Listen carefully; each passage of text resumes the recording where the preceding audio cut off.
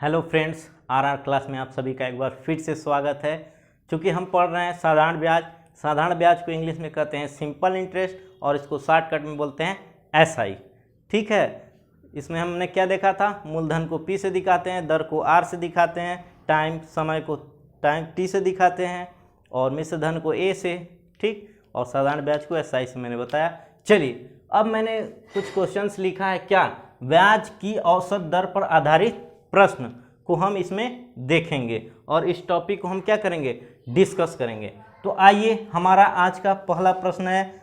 चलिए, गोपाल ने 5,000 रुपये आंशिक रूप से 4% और 5,5% वार्षिक दरों पर 2 लोगों को उधार दिया। 2 वर्ष बाद उसे 4.2 वार्षिक औसत दर से ब्याज प्राप्त हुआ।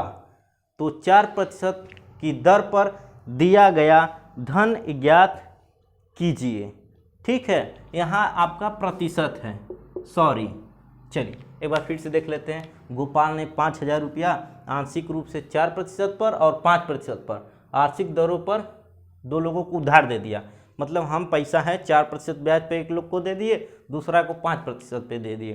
तो 2 वर्ष बाद उसे कितना प्राप्त हुआ? 4.2 वार्षिक औसत। क्या बोला है? 4.2 वार्षिक औसत दर से ब्याज प्राप्त हुआ। तो 4% पर दिया गया धन ज्ञात कीजिए। तो देखिए, 2 दर दिया है पहले आंशिक रूप से, यानी 2 लोगों को, एक 4% की दर से और एक 5% की दर से दे दिया। और 2 वर्ष बाद क्या हुआ? उसे 4.2% वार्षिक औसत। जब भी औसत दे देना, जब भी औसत दे दे, चाहे कह दिया जाए मिलाया गया रिजल्ट प्राप्त हो, ठीक है, तो उसको हमेशा कहाँ रखते हैं? बीच में। आप इतना प्रश्न देख के कहेंगे अरे गजब, कितना बड़ा, हमसे ना लगेगा, छोड़ के चले आएंगे। तो करेंगे क्या? जब भी औसत दे तो उसको हमेशा कहाँ रखते हैं? बीच में। 4% हो गया, 5% और उसे 4.2 वार्षिक औसत दे तो यहाँ रख लेंगे 4.2। क्लियर हुआ? रिजल्ट हमेशा बीच में। जिसने मिश्रण पर आधारित अनुपात वाला प्रश्न नहीं देखा है वो देख लें जरूर, अनुपात समानुपात में।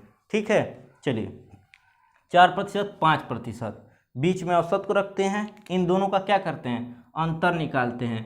5 और 4.2 का अंतर निकालेंगे तो आएगा आपका 0.8। ठीक, 4 और 4.2 का अंतर निकालेंगे तो आएगा 0.2। इतना क्लियर हुआ कि नहीं?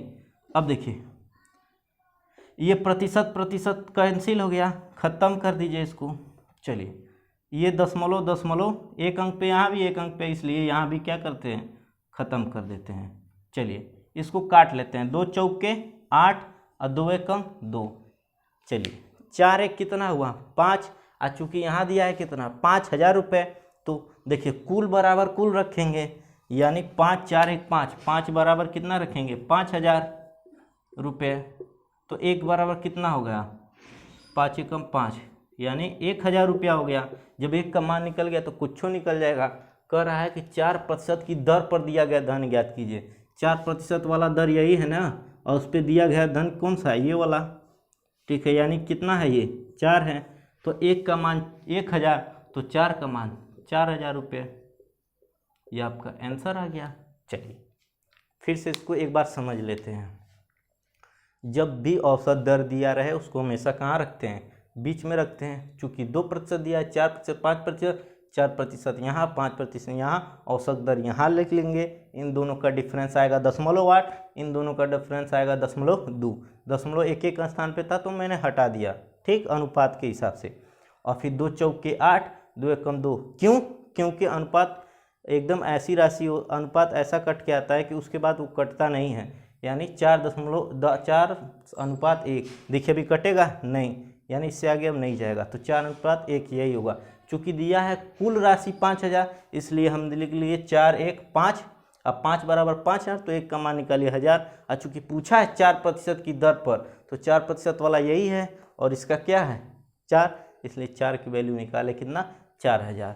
ठीक है, नेक्स्ट क्वेश्चन देखेंगे तो आपको समझ में आ जाएगा। चलिए, एक क्वेश्चन देख लीजिए, इसके बाद दूसरा हम क्वेश्चन दिखाते हैं आपको।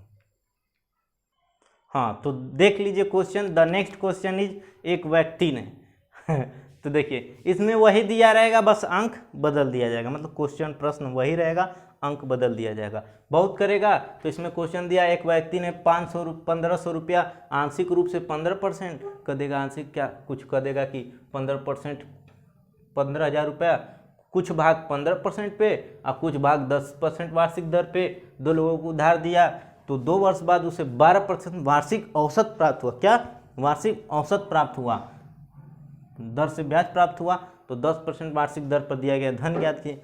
कुछ नहीं, इतना बड़ा कुछ नहीं है, बस क्या करना है, देखिए 2 दर दिया है, 15% लिख लीजिए और ये 10 लिख लीजिए। ठीक, अब देखिए क्या है, कहा क्या है वार्षिक औसत, और औसत को हम कहाँ रखते हैं, बीच में। तो औसत वाला कौन है, ये 12% औसत वाला है। औसत वाला कहाँ रखते हैं, हम बीच में रखते हैं, तो ये बीच में रख दिया गया। अब देखिए इन दोनों का डिफरेंस कितना, 10 और 12 का डिफरेंस 2 होगा। डिफरेंस मतलब अंतर होता है भैया, तो 10 और 12 का अंतर कितना, 2, और 15-12 का अंतर कितना, 3।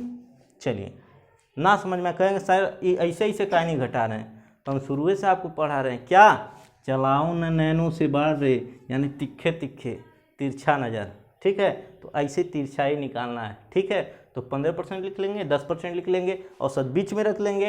अब देखिए दोनों का अंतर 2, इन दोनों का अंतर 3। चलिए ये अनुपात कर लेते हैं। ठीक, 2 3 का कटे पीटेगा नहीं खे, तो ये दोनों को रहने दीजिए। क्योंकि देखिए यहाँ कुल दिया है 15,000 रुपया, तो 3 और 2 यानी 2 और 3 मिलाकर कितना हुआ, 5। अब बराबर कितना दिया है, 15,000 रुपया, तो 1 बराबर कितना, 3,000 रुपया। ठीक, 5 का मान 15,000, तो 1 का मान 3,000। अब कुछ पूछे निकल जाएगा। पूछा क्या है, 10% की दर पर दिया गया धन। सर देखिए 10% ये है कि ये है, ये 10 है, तो 10% पर दिया गया धन क्या है, ये 3 वाला। तो 3 का वैल्यू कितना होगा, 1 बराबर 3,000, तो 3 बराबर 3 लिख के 9, यानी 9,000 हो गया। 1 रुपया में 3 टाफी, तो 3 रुपया में 9 टाफी, यानी 9,000। ये आंसर होगा आपका। समझ में आया समझ में, सॉरी अगर आपको बुरा लगा हो तो। चलिए इतना क्लियर हुआ कि नहीं। चलिए क्या करते हैं, 2 दर है लिख लेते हैं। ठीक, और जो औसत वाला दर है उसको बीच में लिख लेते हैं, और इधर से घटा लेते हैं और इधर से घटा लेते हैं। ठीक है, उसके बाद 5 का मान निकालेंगे कुल का बराबर, फिर 1 का, फिर जो पूछे वो कर देंगे। अच्छा बताइए यहाँ 3 क्यों रखे हैं, क्या हम पगला गए हैं, जी नहीं। 3 इसलिए लिखे हैं क्योंकि यहाँ बोला है 10% पर दिया गया धन, तो देखिए 10% वाला के नीचे धन कौन सा है, 3 वाला, इसलिए 3 रखे, ना कि यहाँ 2 रखे हैं। इतना क्लियर हुआ। ठीक है, तो मिलते हैं नेक्स्ट वीडियो में। अगर जिसको भी नहीं समझ में आ रहा है वो कमेंट जरूर करें। ठीक है, मिलते हैं नेक्स्ट वीडियो में, तब तक के लिए थैंक यू क्लास, बाय।